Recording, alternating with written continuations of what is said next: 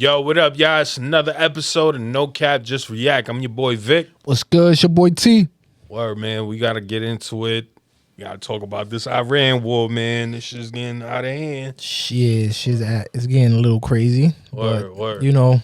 But you know, America, we're going to come out on top, yeah? Big U.S.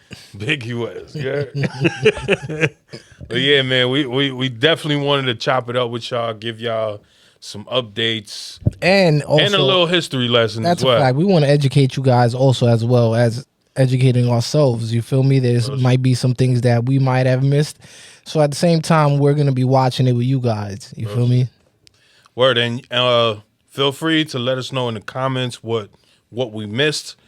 What should we be informed on? And you get what I'm saying? What's your opinion on this war, on the topic? You get what I'm saying? Are y'all against it? Are y'all for this? Are y'all for a new regime for Iran? Let us know. And before we get into this, like, comment, subscribe, let YouTube know we on the come up, man. We like to give y'all unfiltered, unfluffed pause. You feel me? That's a fact. And our opinions. Yeah, our genuine opinions. You get what I'm saying? And nothing that, the media forced down our throats. You get what I'm saying? Where it's like, it's damn near the same talking points and you get what I'm saying? The same bullshit that you hear on the media. Facts. So without further ado, let's jump right into it. So basically, this is just breaking down the history of Iran and the United States and why we're in this situation right now. What made them become from friends to foes now? Like, you know what I'm saying? The relationship between the U.S. and Iran hasn't always sounded like this. An axis of evil. Unprecedented crippling sanctions on Iran. Iran has been a very dangerous player. If y'all see, Trump wasn't the only one saying this shit. Yeah, it's been going on since 2002, as you can see with George Bush. Axis of evil. You got your boy Barack Hussein Obama in 2012. You feel me? Unprecedented crippling sanctions on Iran. Iran has been a very dangerous player. They're a nation of terror. انشاءالله به توفیق الهی دشمن رو به زانو در خواهیم آورد. The U.S. and Iran may not have agreed on much for decades, but they used to be allies. Iran, because of the great leadership. This dude right here, he's the one that started the whole bullshit, pretty much allowing this to be what it is today. You know what I'm saying? Your boy Jimmy Carter. Not the Shah. Obviously, he was the president at the time when this whole regime took over Iran. Is an island. And you even said somebody else too was a part of that, right? George Bush father. Yeah, George Bush father was definitely kept that whole shit going. That whole play as in trying to take over the whole Middle East. And there was a post that they put out, and it was on X, and it was showing George Bush, and it was just saying like, this is the only person that bombed the Middle East for the love of the game, and it was because their family wanted the oil. That's crazy. You saying George W. Bush? George Bush, like the son. Yeah, yo, kept it going, and he's like, he was the only one that was doing it for the love of the game. He wasn't trying to do no regime change or anything. He just wanted the oil. I'm crying though. It wasn't Didn't Dave Chappelle made a skit too about that too. Remember when they bombed, when Bush bombed them, and they the UN was like saying, oh yeah, they was basically saying the same thing that they saying to Trump now, like, oh, you wasn't supposed to be doing that, this and that. And then all you see is Dave Chappelle. He's like, if Bush was black, he would have been like, yo, you know what y'all should do? Y'all should sanction me. Sanction me with your army. Oh, wait a minute. You don't have an army. Yeah. So what y'all should do is shut the fuck up. I remember that shit. That shit was hilarious. Now I'm not gonna lie. Nah, for real, bro. So, this shit crazy though, man. It's crazy how far back this shit goes, man. Is an island of stability in one of the more troubled areas of the world. So how did the relationship between the two become so strained? And how does that link to what's happening in Iran today?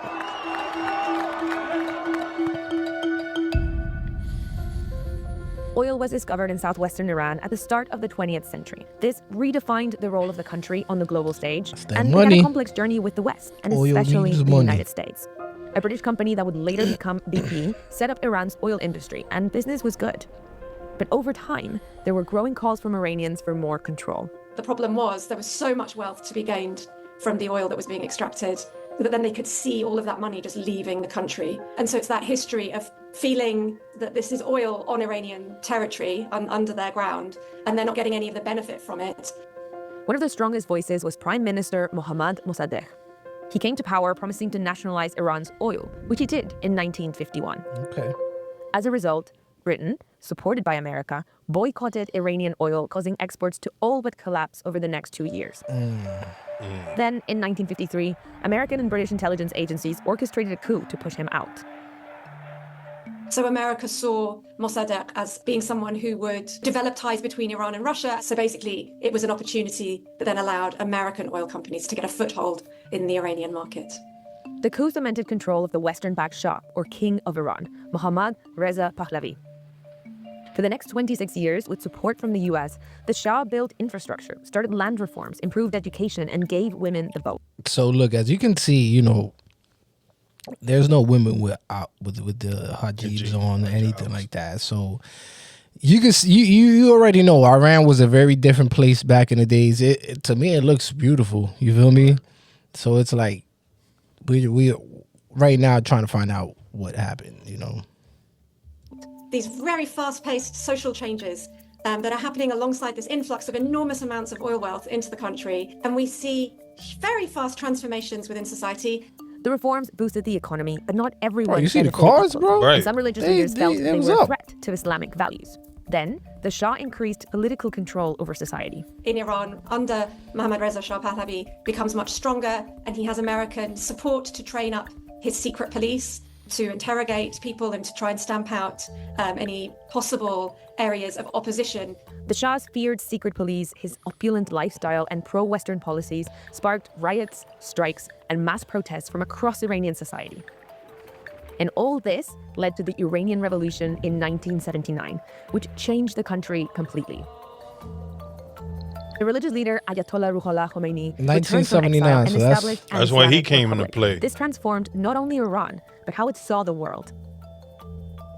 پیروزیمون وقتی است که دست این اجانب از مملکتمون کوتاه شود. The shift from friends to enemies starts in 1979, partly just because of where the revolution ended up going under the leadership of Khomeini, whose rhetoric was anti-American. In November 1979, a group of students who said they were angry about America's treatment of Iran. It's like I don't understand it. America helped them bring up their infrastructure. Yeah, but that's not the way they see it. The way they see it is that, you get what I'm saying? Oh, they're taking our oil that we deserve. That bread that's coming out. Like, you get what I'm saying? They looking at it. I can understand where they're coming from. You feel me? And to be honest, I agree. Don't go out there. At the same time, like, no, I know. But look. My thing is okay.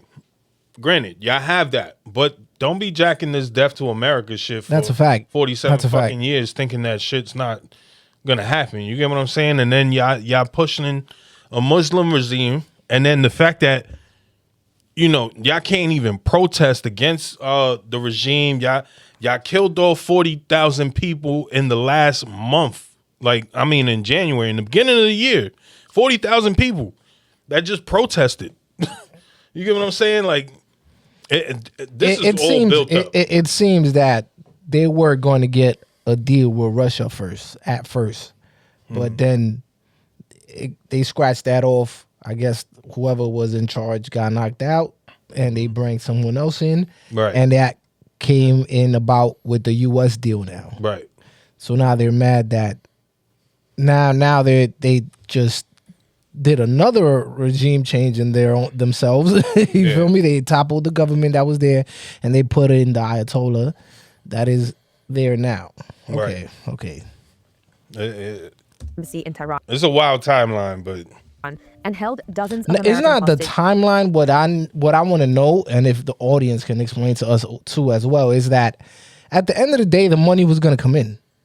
If you selling oil to Russia, if you selling oil to U.S., it's going to come in. But their argument is that they weren't getting that money. You get what I'm saying? Okay. The majority of the money was staying with U.S. Okay. And I can understand that frustration. Okay. You feel me? That's like one of these countries like Guyana. No, I definitely I understand. I understand they took that them part. for their Yeah. gold. You get what I'm saying? They didn't really reap those benefits type shit. So I can understand that. You feel me?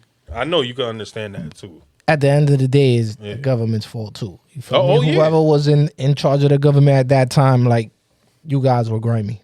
Real shit. Money hungry. Yeah. That's what it was. Fact. inside for more than a year. When the hostage crisis happens, the relationship fundamentally changes. Iran was no longer a friend and overnight becomes an enemy. In response, the US applied economic sanctions for the first time. They banned all trade with Iran, including oil. Before the hostage crisis ended, Iraq invaded Iran. The leader of Iraq, Saddam Hussein, felt threatened by Iran's Islamic Republic and thought the new regime was weak and could be quickly defeated. But the war lasted 8 years and more than 500,000 people died. Though officially neutral, the US secretly backed Iraq, providing financial aid, weapons, and intelligence. That's crazy. I'm gonna be honest. I heard about that, but just hearing this again, I'm like, wow. Yeah, it makes no sense now. Especially when you sit back and you look at the timeline. You like, think okay, so? Yeah, because the U.S. backed Iraq, which Saddam Hussein was the leader of, which we went and took out. Yeah, true that. So it's like, bro, yo, that's crazy. When you sit back and you look at the timeline, you're like, wait, didn't y'all kill them in 2000? Right. So yeah. What was that 2003 or some shit like that? 2004, where they found him. Yeah, I don't know. I forgot how they found. It was under though, Bush. It was definitely under Bush. At the end of this war, on July 3rd, 1988, the U.S. shot down an Iranian civilian plane that it says it mistook for a fighter jet and killed 290 people. Over time, in Iran, rhetoric against the U.S. and its greatest ally in the region, Israel, strengthened. Iran has denied Israel's right to exist since the 1979 revolution. The Islamic Republic. And y'all saying death to Israel, which is a neighbor, not that far from y'all. Y'all don't think they was gonna respond to that? Like, you get what I'm saying? Like, you threatening them, mind you. I think Trump came up with the Abraham Accords where they're supposed to acknowledge Israel as its own nation type shit, and then all the Arab nations actually came together and signed it. Yep. You get what I'm saying? I think Iran is the only one that didn't. Am I bugging? I don't know if that's true or not, but we could look that up. That's a fact. Yeah, Trump basically brought all the Arab nations and had them sign the Abraham Accords, which make them acknowledge that, Israel is a nation. And it's just wild, you feel me, that they just completely disregarded that and just kept on saying death to America, death to Israel. And you feel me? I said this in another joint. I said, yo, look, if you keep poking at the bear, you're gonna get mauled. That's a fact. You feel me? You keep seeing death to America. You feel me? America was the sleeping giant in this whole shit. You feel me? It was just up until the last minute where they received you feel me? Not a sleeping giant. It's don't push us. Don't push us. We sleeping giant, bro. We chilling. I mean, we haven't done nothing crazy since, the big boy and the little boy dropped. This is what I'm saying. You feel me? We was letting y'all rock. You feel me? Until word got around that y'all was about to hit us. And yeah. But The U.S. poses an existential threat to Iran. Israel also poses an existential threat to Iran, and think as the only Shia Persian state in the region, nobody likes them. And if Iran does not take its fight away from its homeland, it would have to face its enemies on Iranian soil. Since the revolution, Iran has been seeking to export its ideology and expand its influence beyond its borders by supporting a network of well-armed groups. Over time, this included Hamas in Gaza, Hezbollah in Lebanon, the Houthis in Yemen, as well as others in Iraq and Syria, collectively called the Axis of Resistance. This, along with others, and all these little subgroups, they're causing a lot of fucking issues in these little countries, and you feel me, Yemen, all these, they're all dealing with starvation, all because of Hamas, all because of you feel me, Hezbollah, you feel me, the Houthis, all these people are causing havoc in these countries. You get what I'm saying? So I'm just saying, man, Iran was doing some shit. Yeah, they're basically funding their terrorist organizations. Right. Literally. Called the Axis of Resistance. This, along with concerns from the US that Iran could develop a nuclear weapons program, strained relations further and led to more sanctions. Iran has repeatedly said its nuclear program was only for peaceful purposes.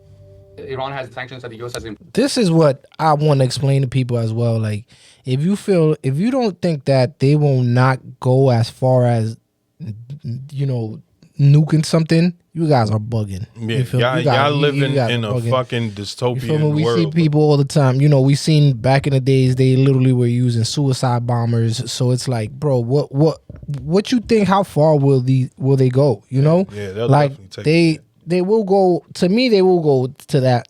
You feel me? They'll take it to that step. That's how I feel, and that's how a lot of people feel, and that's why they don't want them to have any type of, you know, nuclear missiles or even have a nuclear program at all. That's a fact. I agree.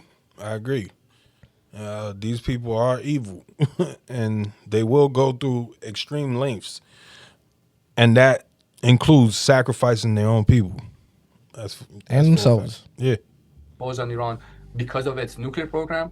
There are sanctions because of its regional activities, what the U.S. calls terrorist activities. And the fact that they saying that, they only doing certain things for research purposes, and bro, no, it's not, bro. If y'all trying to enrich to, like, I think, what is it, 60%? Y'all trying to make ballistic missiles to reach us, That's the U.S. That's you get what I'm saying? It's not, and it doesn't.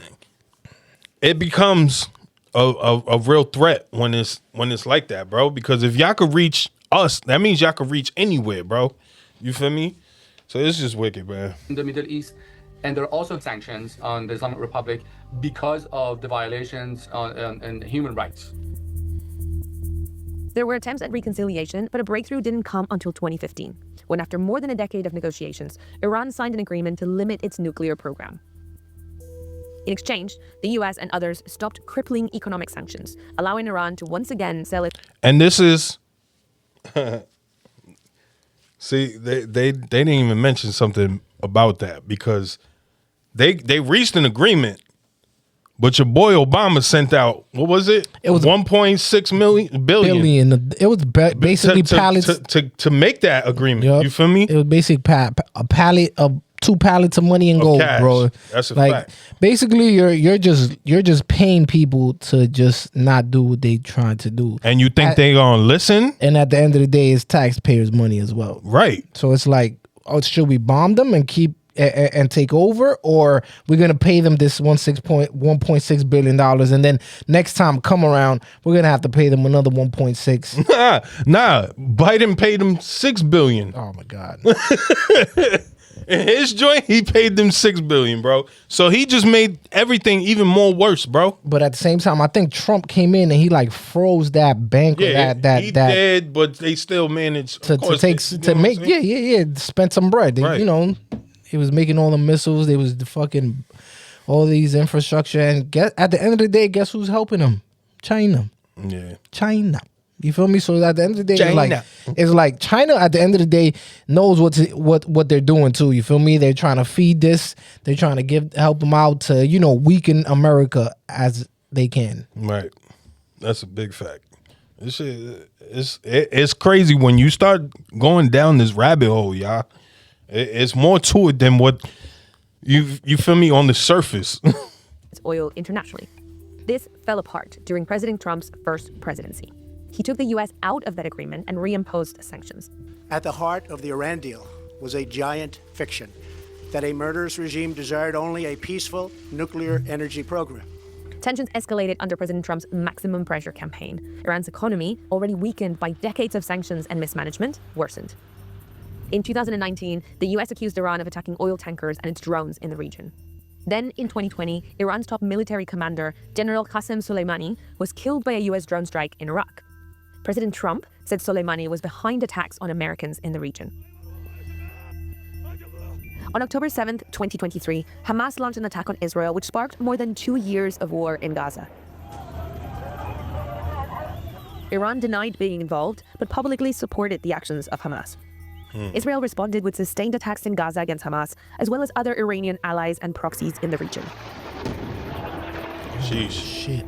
In June 2025, the UN's nuclear watchdog said Iran had breached its nuclear obligations under the Non-Proliferation Treaty. Iran has always said that they have never looked to develop a nuclear weapon.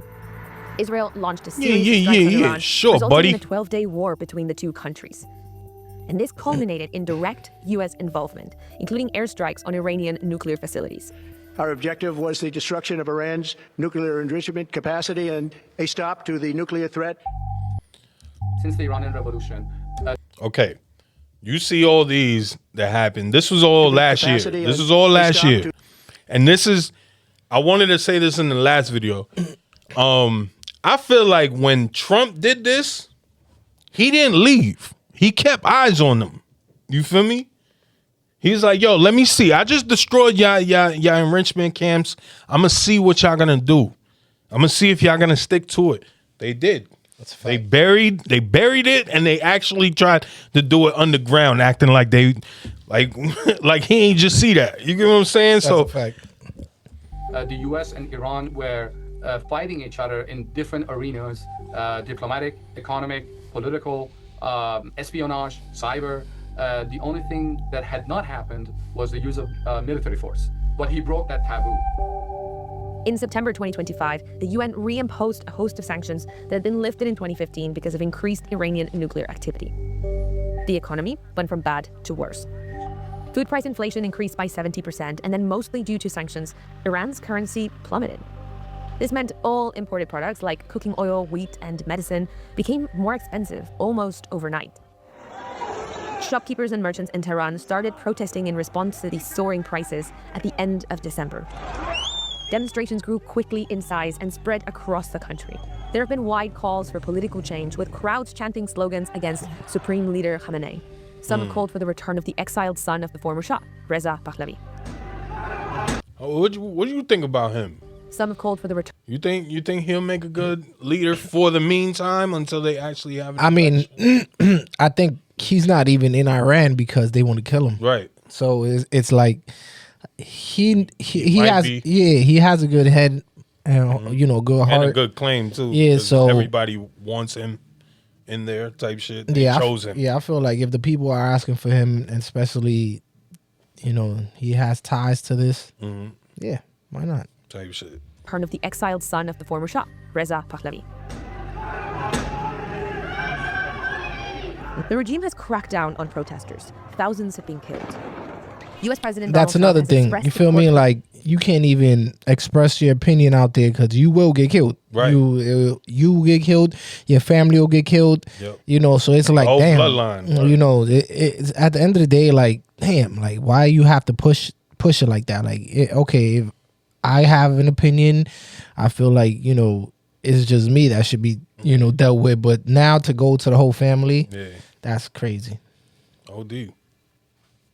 Protesters and warn the regime against violence. We don't want to see what's happening in Iran happen. And, if they want to have protests, that's one thing. When they start killing thousands of people, and now you're telling me about hanging, we'll see how that works out for them. It's not going to work out good. Ayatollah Ali Khamenei has blamed President Trump for the protests and deaths. ما رئیس جمهور آمریکا رو مجرم می‌دانیم، هم به خاطر تلفات، هم به خاطر خسارات، هم به خاطر تهمتی که به ملت ایران زد. Some in Iran's opposition, including the exiled son of the former Shah, have welcomed President Trump's support.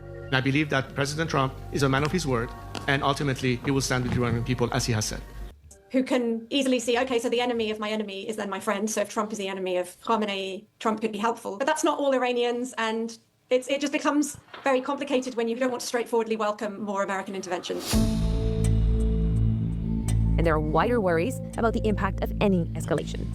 regional countries are concerned about Iran's actions once Iran gets cornered. This is why you're seeing the Arab I'll be honest, I think we're gonna of the Persian Gulf lobbying against the U.S. striking Iran because they know that they will be caught in the crossfire of the United States and Iran. Listen, at the end of the day, when the United States come and they blow shit up, they're gonna blow shit up. They're not just gonna blow up your where people are. They're gonna blow up your infrastructure. They're gonna blow up everything. Where you getting your money from? So all them oil rigs, you think they're gonna be making money? No, it's gonna be straight bombs there, boy. You feel me? We'll build that when we get back. You feel me? So it's like, I don't know. I'm not almost every let's see thing that he's doing that seems herky-jerky has an ultimate strategic purpose is to diminish the power of the Chinese and to turn Russia and China against each other and to have a cultural revolution, counter-revolution in the United States that makes our adversaries think that we are serious and dangerous, whether it's closing the border or having immigration reform or... Right. I'll be honest, he has a point. And I think the fact that Trump started with Maduro was the smartest. Yeah, because now we don't, that oil that's over there, we're not 100 dependent on it. Like, all right, whatever it is what it is. We could do a little 6 months, you know, and then rebuild another 6.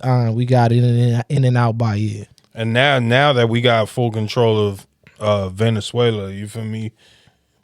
You know, now that kind of hurt Russia. That kind of hurt China. You get what I'm saying? And now that we going for Iran, that's going to hurt them even more. And since they only giving Iran moral support and not support militarily, that's kind of like an eye opener for U.S. right there, or at least it should be. That's a fact. And at the same time, where they were getting their oil from Venezuela, they were getting it cheaper from Venezuela than they were getting it from Iran. So, you know, now it's getting a little difficult for them. Now prices is going up. Yesterday's price is not the same as today. That's a fact. That's a fact.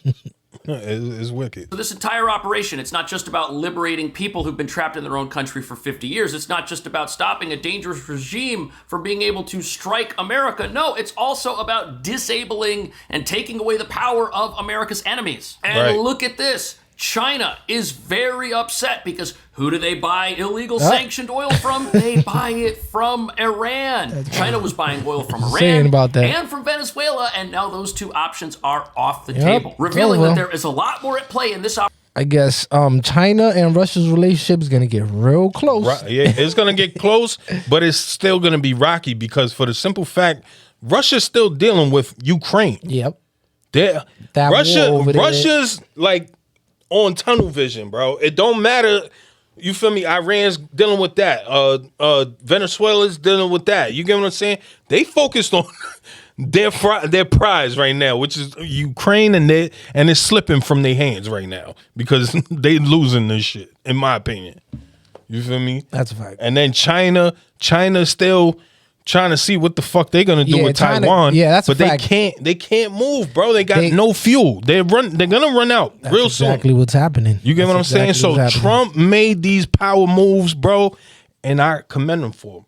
Yeah, those were definitely strategic moves. It's the art of war, baby. You cut all their resources off, and without oil, there's no war. Right. You know, there's no ships. There's no jets. You get what I'm saying? Nothing. Word, like.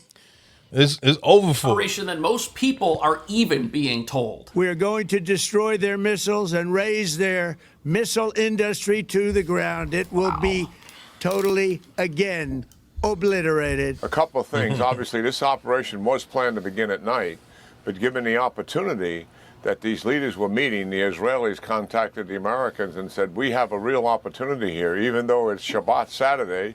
Normally, they don't do things like this on a Saturday. It was Ramadan. We really have an opportunity to achieve something they wanted all along, which is the degree of tactical surprise. And they were able to achieve that.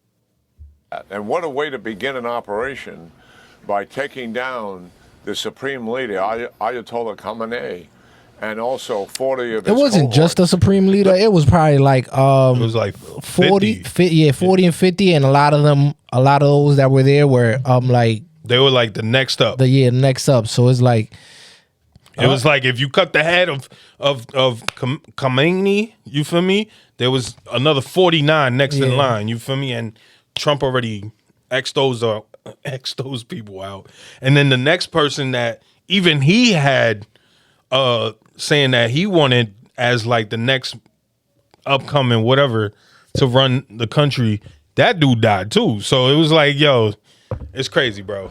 That's a fact. 50 people already that was next up in line, bro. That's crazy. Yeah, they're trying to find out who's next in power. They trying to find that out. That's why right now Trump. Everybody's like, oh, what's Trump gonna do? He just, he has nothing to do. He has to wait until they assess the whole situation and like, okay, this is the man. I bet he's the next target. Yeah, they hiding right now, but they got to poke their head out sooner or later.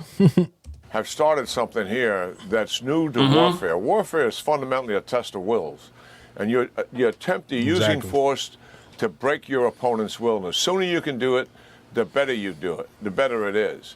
And this is the third time they've done this. They did it with Hezbollah, decapitating their leaders. Hezbollah never recovered from that. Even though they have thousands of missiles, they never fired one of them in support of Iran during Israel's 12-day war against the Iranians. When I asked the general, why haven't they used those missiles, an Israeli general, he said, sir, we have broken their will. This is a fascinating take on what's going on, because if you look at the way things are working in Iran right now, the leadership of that country, the command and control structure that tells everybody what to do, it's not there anymore. Right. So if you're an Iranian military operations manager at, let's say, a missile base, they just firing off at will. Launch some missiles at a pre-planned target or list of targets. Well, now what do you do after that happens? Do you wait around in that piece of infrastructure for it to be targeted by an airstrike? Do you leave? Do you abandon your post? And if you make a phone call and you call your bosses and ask them what to do, nobody's going to answer the phone. So this this is something that I was telling you about too. It's like, a lot of these countries, they do parades and they show their military equipment and they show what bombs that they have and things like that. The U.S. ain't got to do none of that. We don't, bro. The basic American do not know what the U.S. Army has in store. Right. You feel me? Like, we don't know nothing. You feel me? They just came out with the new bomb that hit that facility, the nuclear facility. Yeah, it goes inside the ground and it blows up from the inside. So it's like, you guys don't know what the United States have. You have all these technologies that are Palantir and all these technologies that are advanced to the point where they could see a little rock move in the desert. You feel me? So if you think that they don't have things already like calculated, where they at, what missile bases they have, what you guys are bugging. You guys are bugging the fuck out. You guys seen? I got your head in the sands. No, and that's a fact. Y'all seen what happened in Venezuela? They went in and out like a robbery, and that we haven't even gone back. Like we said that's a it. Thief in the night. Yeah, we said they haven't even went back, bro. That's it. That's over. There's no ships out there. There's no nothing. It's like, all right, we good. Yeah, everybody's over there. Like, we're going back to the other one. To retaliate, it's limited. It's on borrowed time, and this cannot be a long drawn out conflict at all. At the exact same time, we've got the Iranian people in the streets who've been in the streets for months, friends, family members, relatives of these very service members that are supposed to what? Fight for a regime that has been oppressing their country for a very long time, that is not very popular at all, and now won't even answer the phone. Think about that. And that's it's crazy, man. That's a fact. But look, we even got a clip of even your girl Hillary, man. She was talking that shit. Like, and I want the Iranians to know that if I'm the president, we will attack Iran. Basically, we would have been at war 2 terms ago, right? Because she would have just went straight to war with Iran. That part. Whatever stage of development they might be in their nuclear weapons program in the next 10 years, during which they might foolishly consider launching an attack on Israel, we would be able to totally straight from the horse's mouth obliterate them. That's a terrible thing to say. But those people who run Iran need to understand. See, you see how she's talking. She's saying we're going to obliterate them. These are words that Trump is saying. You feel me? She's not saying we're going to go in there and have a deal, a peace treaty deal. She's saying we're going in there and we're going to obliterate them. Right. So it's like, come on, bro. Y'all be mad at Trump for wording his shit the way he do, but y'all don't hang her for like. That perhaps will deter them from doing something that would be reckless, foolish, and tragic. Yeah, it's just comedy, man. That's a fact. And then we got I feel like this was like the straw that broke the camel's back, though. Yeah. Honestly. I remember this part. You feel me? This was crazy. And then he told it to him. Right. He's like, I have one word only. I advise to the representative of the United States to be polite. It will be better for yourself and the country you represent. Thank you. That's a threat to me. Bro. That's a threat. My thing is, you've never been in a real war. Like, you feel me? For people to talk like that, like, oh, I hope y'all should talk. Yeah, y'all should watch the way y'all talk. Like, come on, bro. Like, what? Watch the way we talk. Y'all talking like y'all got something already for it. Yeah, that's So- and to be honest, it's true. That's their playbook all the time. Right. That's their playbook. Oh yeah, you're gonna nothing. Mm-hmm. The representative of the United States has asked for the floor to make a further statement. Your boy Frankly, Mike Waltz wasn't jacking that. I'm not going to dignify this with another response, especially as this representative sits here in this body representing a regime that has killed tens of thousands of its own people and imprisoned many more simply for wanting freedom from your tyranny. Thank you, Mr. President. There you have it, man. Facts. You can see it in his face. He's like, "Fuck." He's Real, gonna bring man. this up. So this is basically, it's saying take a look at Iran before 1979's Islamic revolution. I'm sorry. This is basically how they was living, man.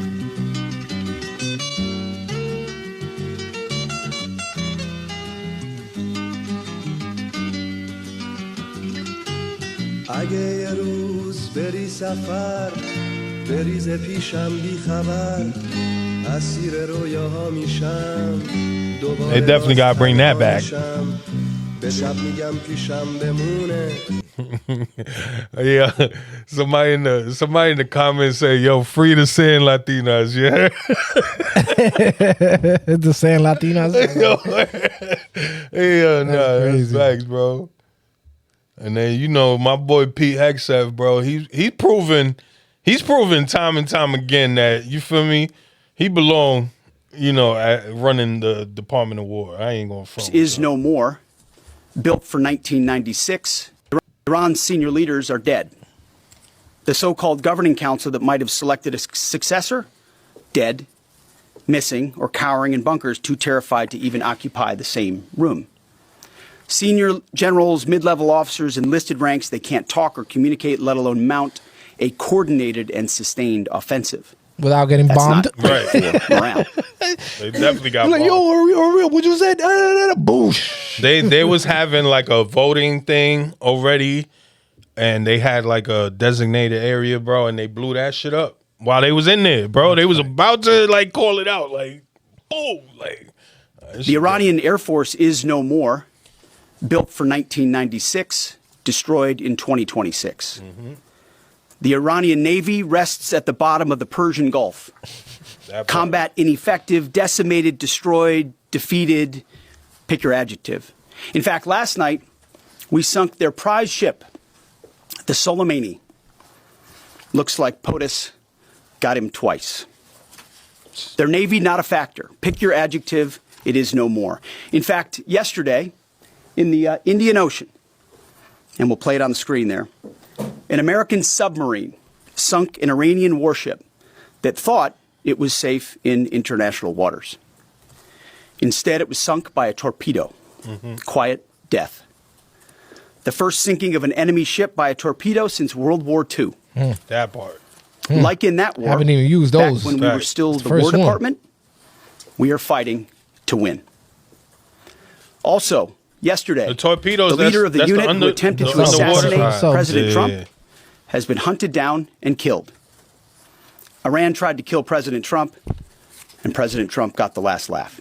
That part. Now, this is not a mission accomplished situation. This is simply a reality check. The combination of U.S. and Israeli intelligence and combat power will control Iran. Iran's telling y'all, man. It's only getting started, but it's almost done. That's the crazy part. That's a fact. You know what I'm saying? Like, this is the biggest L's that we took so far, like as far as military equipment. That's a fact. And it to us, I'm gonna be honest with you, I don't feel like it's an L because of the technology that we have at hand. We have satellites, we have all of these new technologies. So I agree with you, but I also want to say they did that with like a $100,000 bomb, like missile. Okay. So that's a big L, bro. No, it definitely is a big L. You gotta understand. When you compare, like, damn, we got taken out. Our piece got taken out by $100,000 piece. 100%. You 100% right, but you gotta understand, if we wanted to hide this shit, they would have not found it. No, I feel me? Yeah. This shit was out in the desert, in the middle of the fucking desert. You feel me? I would have hit that shit. You feel me? So it's like, definitely, it was an L for us, 100%. But this was meant not to be hidden. This was meant to be out there and be like, okay, feel me? We didn't have time for all that. We're gonna build this shit right now. We're gonna build it right here. Tell you shit. And then we lost, I think it was six army. Yeah. Six soldiers. 6 soldiers. Rest in peace to the soldiers. Where we appreciate your servicemen. Without y'all, we wouldn't be where we at right now. You know what I'm saying? And, so far, these are the L's that America has taken, but there's still light at the end of the tunnel. That's all I can say. Let's talk about the Iranians fucking celebrating, bro. We're gonna top it off with this. Pause. It's not only that they're fucking celebrating, bro, and it's not even only in Iran, right? It's in Canada. It's out here. You get what I'm saying? It's in New York. Yo, I seen parades of this. You get what I'm saying? And then you have protesters on the other side of the fucking city protesting this shit. I'm gonna be honest with you. I just don't get this shit. Iranians, when it comes to this, bro, they get hot blooded. So the protesters do not want to see them. I'll tell you that much. They do not want to see them. They really, really passionate about this. Facts. And as you can see, they got Israeli flags. They got the old school flag. Yeah, the one with the lion and the sword and the sun. You feel me?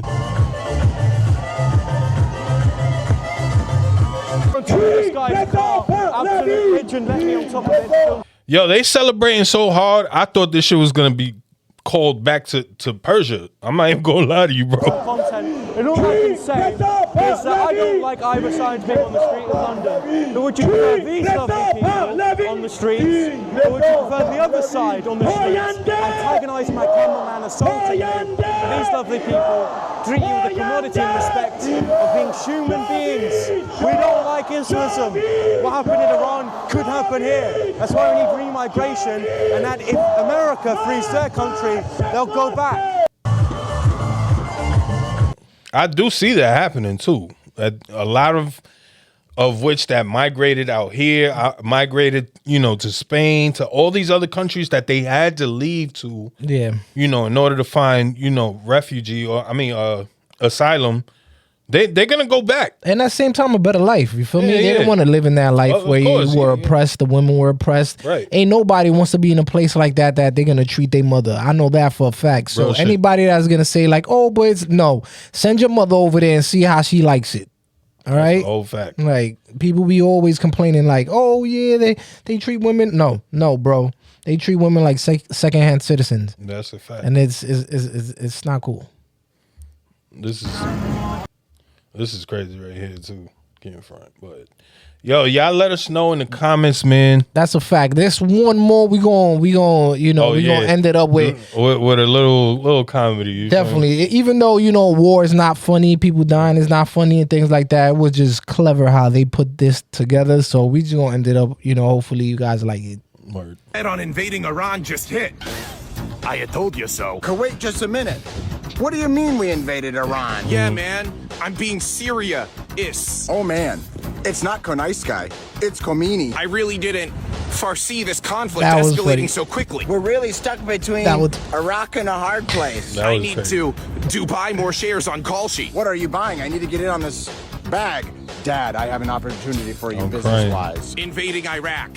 Third time's the charm. Third time's the charm. This Third funny time's because the it charm. is. Third time's the charm. We are going to make it Bahrain. My bet on Bahrain, yo, nah, that's crazy. And it's That was crazy because crazy. it is the third time. It is is. the third time. It is. You feel me? So it's like, hey, they said it. Third time's the charm. Yo, man. Let us know in the comments how y'all feel, bro. That's a fact. Yo, America's up. That's all I can say, Let in us- my opinion. Facts. Let us know what's up. What y'all thinking about this war right now? That's a fact. Who y'all think is up? If it's right or wrong, and at the same time, you know, what y'all, what definitely what y'all thinking about, man? Because it's a crazy time. Anything can happen. Real shit, man. But yeah, I'm your boy Vic. It's your boy T. And Snow Cap just reacting. We out of here. That's a fact. Peace. Peace.